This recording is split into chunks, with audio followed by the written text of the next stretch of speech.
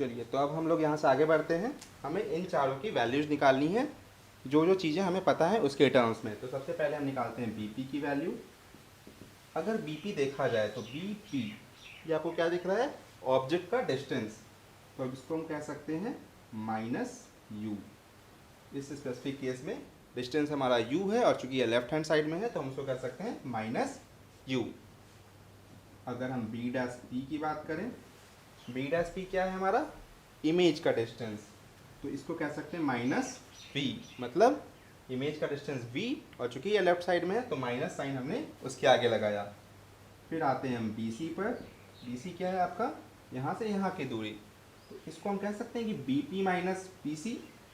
अगर BP में से PC को घटाया जाए तो BC बनेगा, तो इसको हम लिखते हैं BP माइनस PC। अब BP की वैल्यू क्या है हमें ऑलरेडी पता है, माइनस यू। और PC की वैल्यू क्या होगी हमारी, PC की वैल्यू बिल्कुल सही आपकी होगी रेडियस ऑफ कर्वेचर के इक्वल। तो रेडियस ऑफ कर्वेचर हमने डाला, और इसके आगे साइन क्या होगा, माइनस, क्योंकि हमारा लेफ्ट हैंड साइड में है। तो इसको कह सकते हैं R माइनस यू। उसी तरह से बी डैश सी की वैल्यू क्या होगी हमारी, PC माइनस PB डैश लिख सकते हैं। बी डैश सी ये है, PC ये है, और PB डैश ये है। तो अगर PC में से PB डैश को घटाएंगे तो क्या बचेगा, B dash C. That means PC minus PB dash. PC की वैल्यू हम लोग यहाँ से लिखते हैं minus R minus PB dash की वैल्यू क्या हो जाएगी, minus V, that is V minus capital R। तो ये हमें चारों की वैल्यू यहाँ पर मिल गई। और इसके अलावा हमें पता है R is equal to 2F होता है, तो हमें जहाँ ज़रूरत पड़ेगी R is equal to 2F भी वैल्यू पुट कर सकते हैं।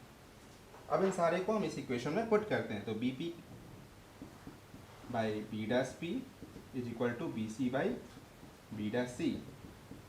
इसमें अगर वैल्यूज पुट की जाए तो हमारा आएगा minus U by minus V is equal to R minus U by V minus are.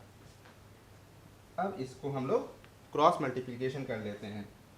Cross multiplication करने से minus U V plus R U is equal to minus R V plus UV, ये equation आ जाएगा हमारा। अगर इसको सही तरीके से लिखें तो ये आ जाएगा 2UV। हम UV को इधर लेके जा चुके हैं, और is equal to RU plus RV। यहाँ तक क्लियर है, हमने UV को इधर लेके गए और RV को इधर लेके आए।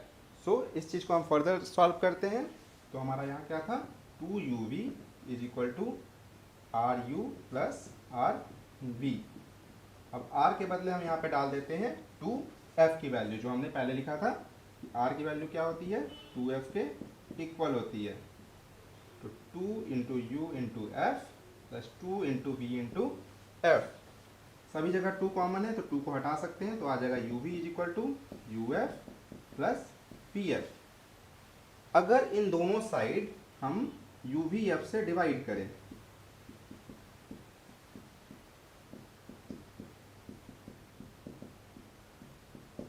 कोई अंतर नहीं पड़ेगा, क्योंकि हमने सेम नंबर से दोनों साइड डिवाइड किया है और इक्वालिटी का साइन है।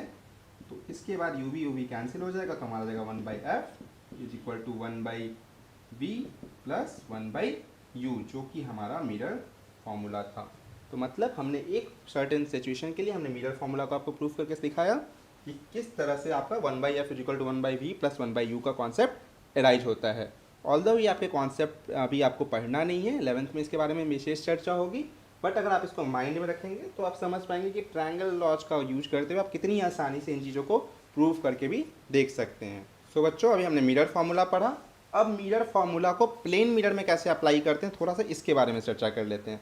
जो कि हमने मिरर फार्मूला पढ़ा कि 1 by V plus 1 by U is equal to 1 by F होता है।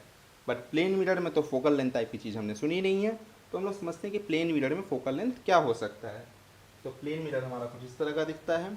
तो अगर कोई चीज़ इस तरह की है, तो अगर इसका हम फोकल लेंथ का कॉन्सेप्ट क्या है कि फोकल लेंथ उसके रेडियस ऑफ कर्वेचर का आधा होता है, क्योंकि हमने पढ़ा है R is equal to 2F। तो फोकल लेंथ निकालने के लिए हमें क्या निकालना होगा, रेडियस ऑफ कर्वेचर। और रेडियस ऑफ कर्वेचर कैसे निकलता है, वो जिस भी सर्किल का हिस्सा हो, जिस सर्किल का पार्ट हो, उस सर्किल का जो रेडियस होता है उसे ही हम रेडियस ऑफ कर्वेचर कहते हैं। लेकिन अगर प्लेन मिरर को देखा जाए तो ये एक सीधी रेखा है। तो अगर सीधी रेखा को माना जाए कि एक बहुत बड़े स्फीयर का हिस्सा हो, अगर बहुत बड़ा स्फीयर लिया जाए, उसके हिस्से को अगर हम देखें, बहुत छोटे अंश को देखेंगे, तो वो हमें स्ट्रेट लाइन के तौर पे दिखेगा। जैसे कि अगर आप धरती पे हैं, अगर आप ज़मीन पे चलते हैं तो आपको स्फीयर टाइप का तो नहीं लगता है, लेकिन आप ग्लोब में देखेंगे तो वो स्फेरिकल शेप होता है या गोलाकार शेप होता है। इसका मतलब अगर बहुत छोटे हिस्से को अगर हम देखें तो हमें चीज़ें समतल मालूम पड़ सकती हैं। इसका मतलब क्या हो गया कि हम प्लेन मिरर के लिए रेडियस को इन्फिनिटी के लगभग मान सकते हैं, मतलब बहुत बड़ा मान सकते हैं। अगर हमारा रेडियस ऑफ कर्वेचर इन्फिनिटी होगा तो हमारा फोकल लेंथ भी इन्फिनिटी हो जाएगा। अब अगर इस चीज़ को इस फॉर्मूला में लगाया जाए तो आपको क्या देखने को मिल रहा है, 1/b plus 1/u is equal to 1/इन्फिनिटी। इन्फिनिटी में भी यहाँ पे प्लस माइनस साइन का कोई मतलब नहीं है, क्योंकि 1/इन्फिनिटी ऐसे भी आपका 0 हो जाएगा। इसका मतलब क्या हुआ कि हमारा 1/v इज इक्वल टू हम क्या लिख सकते हैं, -1/u। तो इससे हम क्या समझ पा रहे हैं, अगर इसको हम ऊपर साइड में कर दें तो v is equal to -u भी आप कह सकते हैं। तो अगर v is equal to -u है, और हम क्या जानते हैं कि ऑब्जेक्ट हमेशा हमारा लेफ्ट साइड में होता है, मतलब u की वैल्यू हमेशा निगेटिव होगी। अगर u की वैल्यू हमेशा निगेटिव होगी तो v की वैल्यू हमेशा क्या हो जाएगी, यहाँ पर पॉजिटिव हो जाएगी प्लेन मिरर के केस में। और अगर v की वैल्यू आपकी पॉजिटिव हो रही है, इसका मतलब आपका मिरर में जो इमेज बनेगा वो किधर बनेगा, पीछे की साइड बनेगा।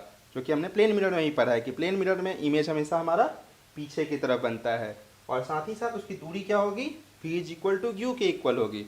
मतलब हमारा जितना ऑब्जेक्ट जितना इस तरफ होगा, मिरर के आगे होगा, उतना ही पीछे हमारा इमेज बनेगा। तो वो चीज़ें भी हम यहाँ से प्रूव कर सकते हैं इसी सेम फॉर्मूला के यूटिलाइजेशन से। और साथ ही साथ एक कॉन्सेप्ट है जो फोकस हमारा इन्फिनिटी होता है, इन दोनों को अगर मिलाया जाए तो हम इसे प्रूव कर सकते हैं कि प्लेन मिरर में जो हमारा इमेज बनेगा वो उतनी ही दूरी पे बनेगा जितनी दूरी पे हमारा ऑब्जेक्ट रखा गया है, और वो वस्तु के पीछे बनेगा, जो हमारा इस पार्टिकुलर फॉर्मूला से डिराइव होता है। तो इस तरह से आप प्लेन मिरर के केस में इस मिरर फॉर्मूला को यूटिलाइज कर सकते हैं।